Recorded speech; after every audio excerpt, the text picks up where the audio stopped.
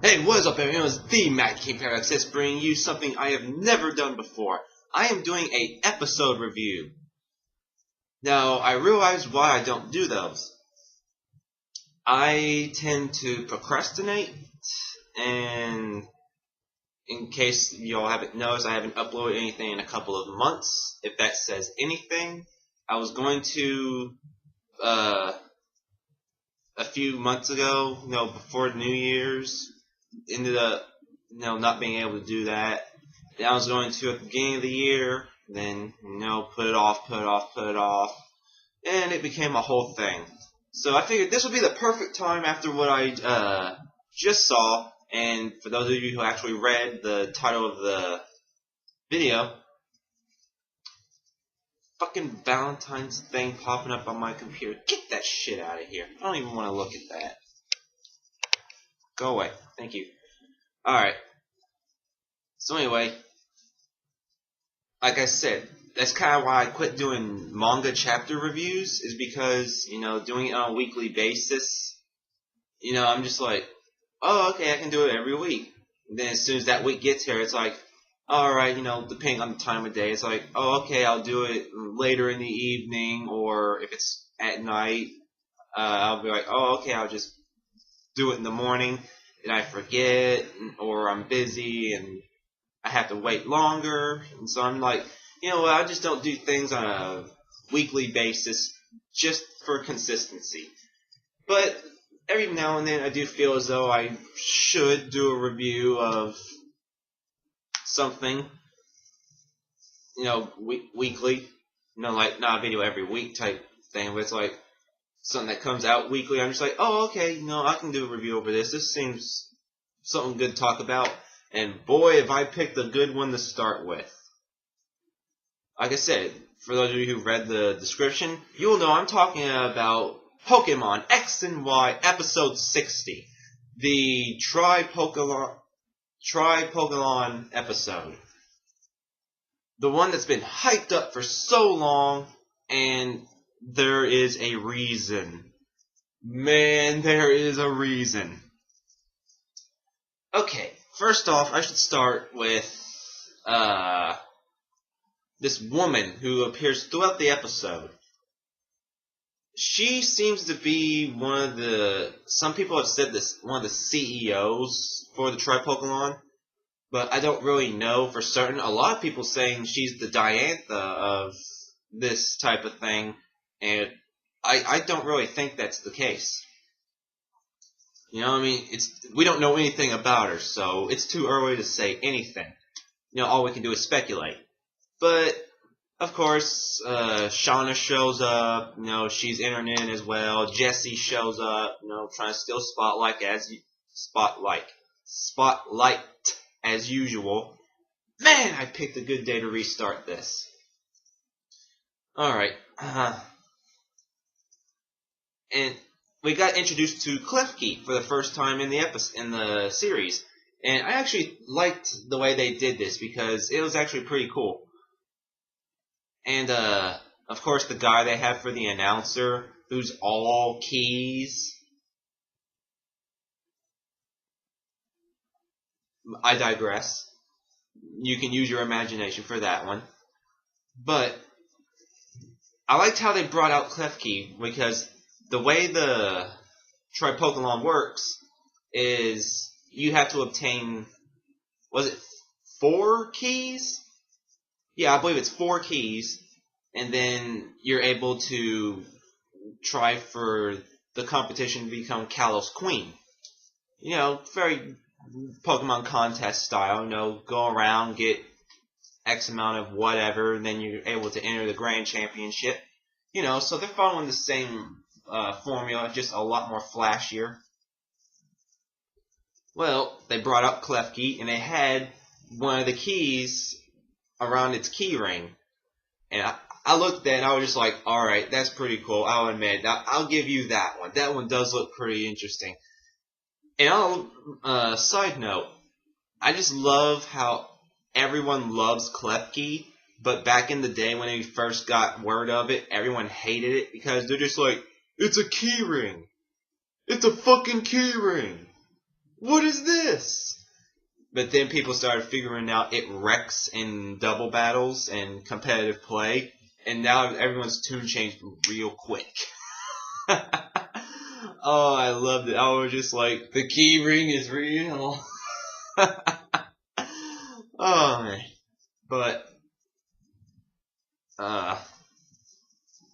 of course they start off with a beauty pageant type deal where they go in groups of 3 and they're off in their own little segmented boxes, and they have all these makeup and accessories and all that, and they try and make the best look for they can for their Pokemon. Okay, makes sense. Of course, Shauna and Jessie, I don't know why I had trouble with that. I was trying to figure out who the other girl's name was. I don't remember who the other girl's name was.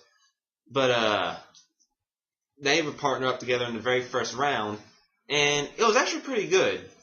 You know, the one thing I would have liked is if Jessie or Shauna were paired in another group, just so both of them could make it to the ending. But no, one of them had to lose, and it ended up being Jessie. Although Jessie did try very hard on that, but as a lot of people have said, she was very cocky. You know, she dressed up her Pumpkaboo as this horrific monster type deal, and I loved it. The first time I saw it, I was just like, well, before I saw it, I was like, what exactly is she gonna do? Because this is Jessie we're talking about. But then when we saw that claw come out from the door and Pumpkaboo just stroll out in full body get up, I was just like, whoa, Jessie, that is awesome. But she got like 2 votes from James and Meow. That's it. Everyone else voted for the other 2. Oh man, that was funny.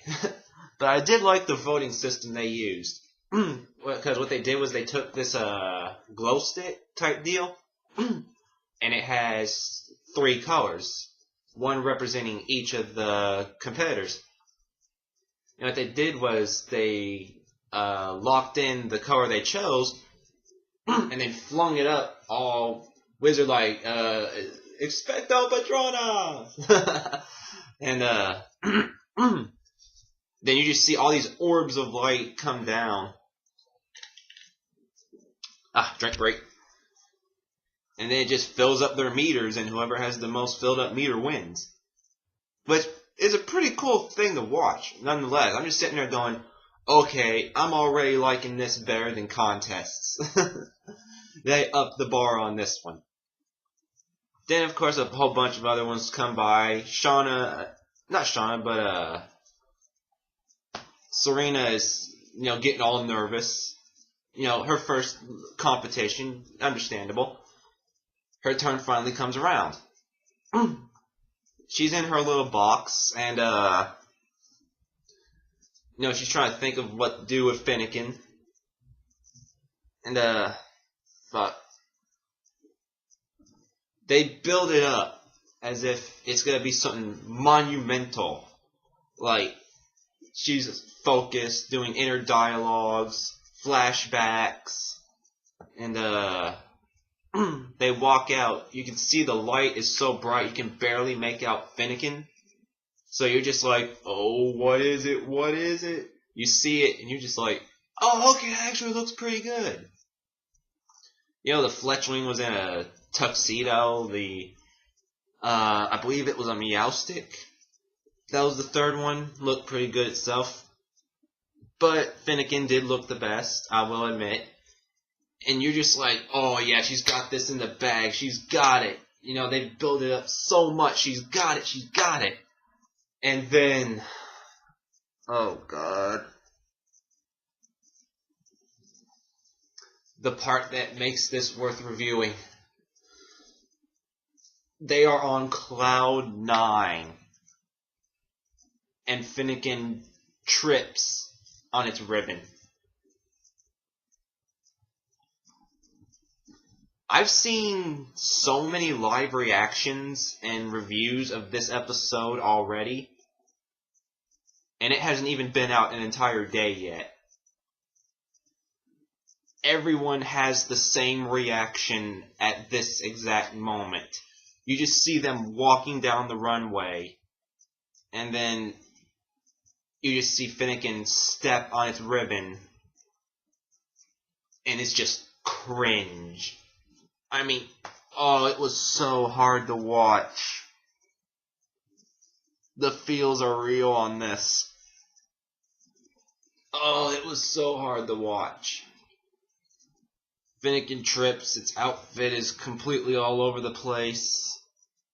Then you just see Serena on the ground holding Finnegan, and it's dead silence. No sound whatsoever. All you see is her holding Finnegan on the ground. Spotlight, no sound coming from the crowd. Bonnie's got her surprise face. Ash and Clement have full-on serious mode. And it's just, you could feel the tension. It was hard to watch. I'm not even gonna lie. It was very hard to watch. You're just like, oh no. No. Oh man. I tried so hard not to look away. That's how much you could feel it. And so many other people had the same exact reaction, so it's not just me. But you're just like, oh, no, it's over. It's over. There's no coming back from this. And of course, she loses. They finish up the Tripolkalon, and Shauna ends up winning. Then couple little things of afterwards where Jesse's trying to, very adamant about being the Kalos Queen. She's gonna pick that up, hopefully. I'm wanting her to have a serious competition in this particular thing, because we've had her serious competition and we've had her gag competition. I want serious, because I think serious Jessie during these types of things is far better. And so she's kind of on the fence for me right now. Like I said, she was a bit cocky, so that kind of led to her downfall. Although she should have won. If she was with anyone else, she would have won that. But no, she was with Shauna and the other girls, so there was no winning that. Although she did do pretty good. That was very creative. Then a little bit of dialogue between Ash and Clement about their upcoming gym battle, which everyone is looking forward to. But then the other part was at the end of the episode, or like towards the tail end, you just see oh man. You see Serena on a pier right before dawn. Finnegan and Pancham are directly behind her. She's just staring off into the distance, and she just breaks down. I mean, she bawls more than you could imagine. Again, the feels are real. So many people had a tear in their eye for this, because it was such a sad moment, and they played it perfectly, just like they did with the screw-up during the competition. That was flawless. They couldn't have done that any better. And then with this, she's standing there on a pier, breaks down, falls to the ground. Pancham and Finnegan come up, try and consult her. And it's like, oh, no. It was such a sad moment, and they played it off so well. The feels, man. The feels. Ugh. Then the part that, honestly, I think could have made this episode even better. The part where they introduce her new look. Because she gets into her little makeup kit, pulls out a pair of scissors, does her hair back like this, and then all you see next is just pieces of her hair just flying off into the wind in chunks. And then the end of the episode, Ash and Clement and Bonnie are looking for her. She comes out in her brand spanking new outfit, new hairstyle, and everyone's just like, huh? That was the face. I just saw myself in the camera. That was the exact face they made. Just surprise, jaw drop, and a little bit of fucking Tim Allen. Huh? Oh, it was priceless. But the new outfit does look good. You know, I'm biased against, not against, but I prefer long hair, you know, in case you can't really tell.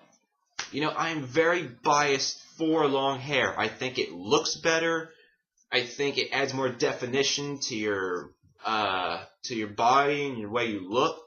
You know, it in my personal opinion, it just looks that much better than short hair. Not saying short hair doesn't look good. I just prefer long. And Serena, I loved her hair. I loved it. It had a good form. It was pretty damn long. You know, it just added to her overall appearance in a very good way. So I liked it. So the fact that she cut most of it off, you know, we all knew she had gotten a haircut. But the one thing that would have added even more shock value to this episode is if they would have hid that a lot better. Not even kidding. If they would have hid the fact that she got a new look and a haircut, this episode, it was already phenomenal. But it would have just skyrocketed. No one would have saw it coming because no one in the series has ever had a drastic appearance change during the same arc. You know, we've had people come back in other gens with a different outfit, but the look was still the same.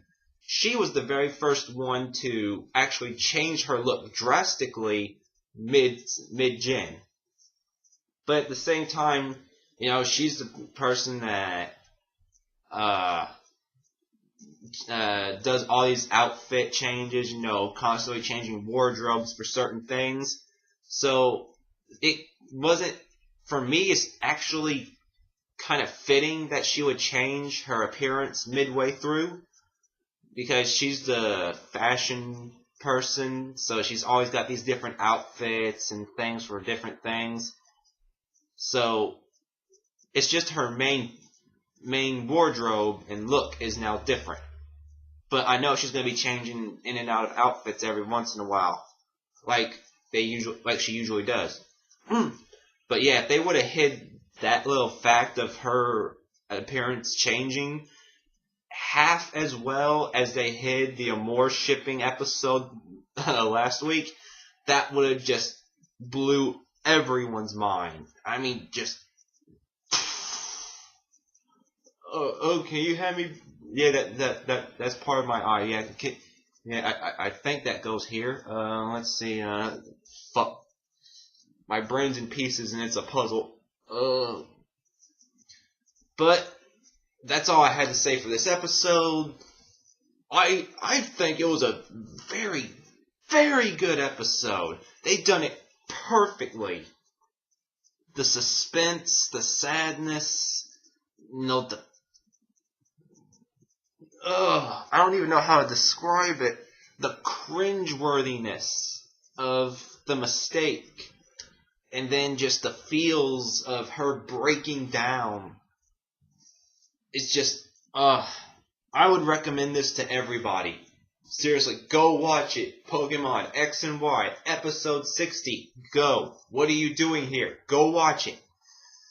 Even if you're not a fan of the series, I would still recommend it, just because of those two things right there. But, I'm done. I've drawn this out longer than I thought I would. No, about 20 minutes. That's about where I thought it would be. So, I am ending this now. I will see you all for whatever I do next. Hopefully it won't be... Actually, it will not be several months from now. I'm actually going to start uploading more consistently. You know, trying to get my channel back in order. So I'll see you all for whatever I do next. This is the Man King Paradox S signing out.